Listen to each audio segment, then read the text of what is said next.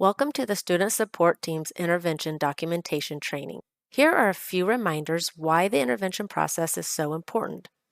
The process is to empower educators in identifying struggling learners, selecting and applying evidence-based interventions, and using data to track student growth over time.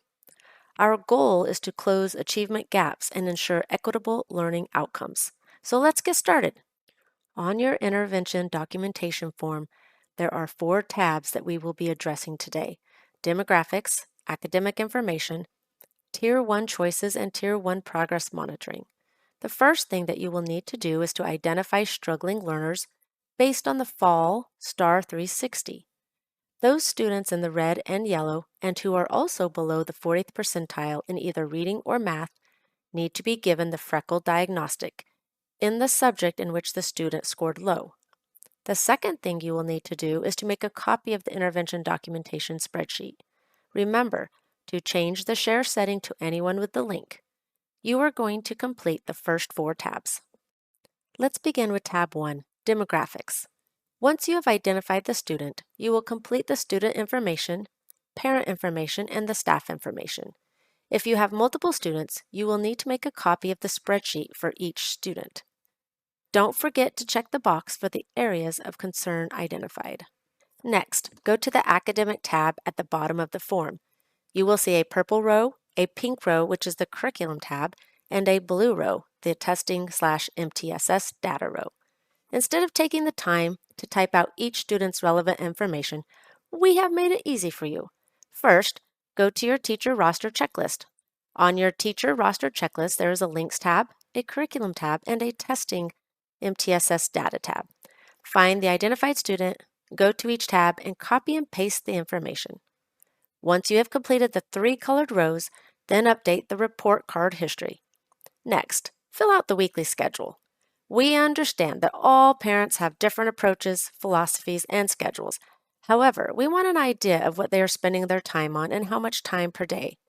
This will provide some insight into the educational exposure. For example, if a parent of a 3rd grader says they only spend 20 minutes per day on reading, then that may be a factor in low academic performance. As you know, choosing a curriculum that works for a learning coach and an individual student can be challenging. There are so many to choose from. So it is important that you, as an HST, help guide them to the best of your ability. Please highlight how you are supporting the learning coach with choosing a curriculum. As the year progresses, please highlight concerns you may have with the parent-selected curriculum. Lastly, please document any compliance concerns you may have. If there aren't any, please document none. Tier 1 interventions have been simplified for you. Just click on the interventions that you are recommending and the learning coach is implementing. Remember to make a copy of the spreadsheet for each student. You can find out more information on each intervention by simply clicking on the link. Lastly, let's look at the Tier 1 Progress Monitoring tab. Monitoring and documenting your students' progress is the key to data-driven decision-making. Monitoring your students' progress in the intervention programs provides the data for informing you, the parent, your team principal, and the student support team if Tier 1 interventions are helping the student close the learning gap, or if they need to move into Tier 2, Tier 3, or move to a special education assessment. Again, make a copy of the spreadsheet for each student. Complete the purple intervention section using the drop-down menus. Concerning the recommended time spent on intervention, we listed our recommendations. However, if you have a 1st grader, he or she won't be more than a grade level behind, and they are so young, so 15 to 20 minutes may be the extent of what they can reasonably complete. Consistency is the key. We ask that you put a goal in the learning goal column. If you need help, there are some goal suggestions listed in the green box on the left side of the form. Let's move over to the right side of the spreadsheet, the progress monitoring side.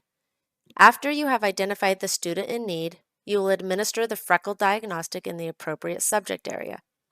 It's important to complete the diagnostic in the beginning because the score will be the baseline for monitoring progress. Once completed, attach the link to the report on the form. At the 4-week mark, complete the Making Progress section using the drop-down menu. Then document how much time was spent on the intervention program. Moving down to the blue box, weeks 5 through 8, the student is continuing to use the intervention program. At the end of week 8, you will administer the Freckle Diagnostic Assessment again. You will then meet with your team principal to review the data and to discuss the progress.